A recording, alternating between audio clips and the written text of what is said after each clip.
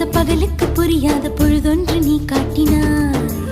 இதயத்தில் நீ இருப்பதனால் நான் தூங்கும் நேரத்தில் என்னுள்ளே தூங்காமல் நெஞ்சுக்குள் வாயாடினாய்.